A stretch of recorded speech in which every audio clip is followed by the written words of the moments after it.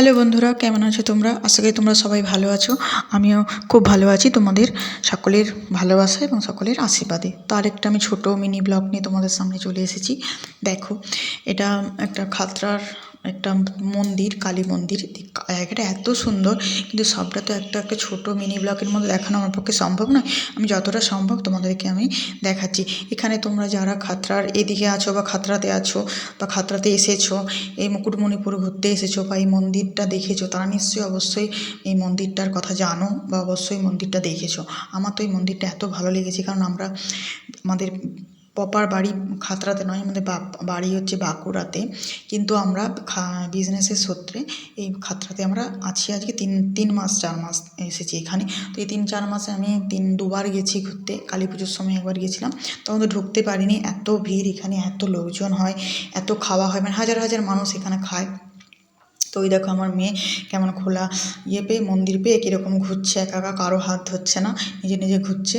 ওই দেখো, কারণ বাচ্চাদেরও ভালো লাগে না এইসব জায়গা। আমার তো মনে হয় কোথাও যদি মন টন যদি মানুষের খারাপ হয়, তো মন্দিরে, এরকম মন্দিরে, পবিত্র মন্দিরে গিয়ে কিছুক্ষণ থাকো, সময় কাটাও এবং ঠাকুর দেখো, মন্দিরটা ঘুরে দেখো, খুব মন ভালো হয়। যে কোনো মন্দিরে, এই মন্দিরটা বলে বলছি না, যে কোনো মন্দিরে গেলেই আমার মনে হয় মন খুব ভালো হয়ে যায়। তোমরা কি আমার সাথে একমত? যদি একমত হয়ে থাকো তো আমাকে কমেন্টে জানাও যে আমি যে কথাটা বললাম সেই কথাটা ঠিক কিনা। কোথাও ভালো মন করার মতন জায়গা আমি মনে করি পবিত্র জায়গা হচ্ছে সবচেয়ে মন্দির।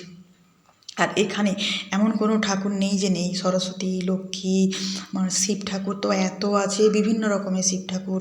মানে তুমি এটা পুরোপুরি ঘুরতে তোমার অনেক সময় লেগে যাবে। আর একটা এইটুকু মিনি ব্লগে আমাকে দেখানো আমার পক্ষে সম্ভব নয়। তো দেখাতে গেলে আমার 2, 3, 4, 5 বড় বড় 10-15 মিনিটের বড় বড় লং ভিডিওতে আমাকে এগুলো দেখাতে হবে, সেটা তো আমার পক্ষে সম্ভব নয়। কারণ যতটা আমি পেরেছি, এই মেয়েকে নিয়ে আমাকে এতটা করা সম্ভব নয়। মেয়ে ঘুরছিল, মেয়েকে দেখতে দেখতে আমি এই ভিডিওটা করেছি। কারণ এখানে অনেক লোকও আছে, আরও তো ছোটো, ভীষণই চঞ্চল, এদিক ওদিক চলে যায়, হাত ছেড়ে ওকে দেখা প্লাস তারপর ভিডিও করা।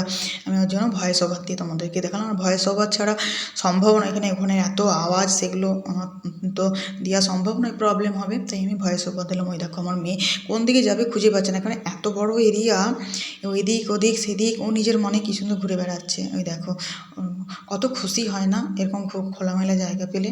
ওই দেখো নিজের মনে ঘুরছে, আবার এদিকে যাচ্ছে ওদিকে যাচ্ছে, আর ড্রেসটা পরে কত সুন্দর, খুব খুশি, নতুন ড্রেস, নতুন জায়গা আর নতুন মন্দির। ও তো খুব, মানে হাঁটার স্টাইলটাই কি। তো আমি ওকে অনেকবার পিছন থেকে ডাকছিলাম, ও ডাকছিলাম। ওইখানে আরেকটা বাচ্চা ছিল, তো ওকেও, বা আমার মেয়ে বাচ্চা দেখলে তাকে ভাই বলে এবং চলে যায়, সে ছোটো হোক আর বড়ো হোক, বাচ্চা খুবই ভালোবাসে আমার মেয়ে। তো ওকে ওই জন্য ওদিকে নিয়ে চলে গেল, ঘুরছে। ওই বাচ্চাটার পিছনেই ও, বাচ্চারা যেদিকে যাচ্ছে ও সেদিকে যাচ্ছে, কারণ ওই বাচ্চারা বাচ্চাদের কাছে খুব ভালো থাকে, তাই না?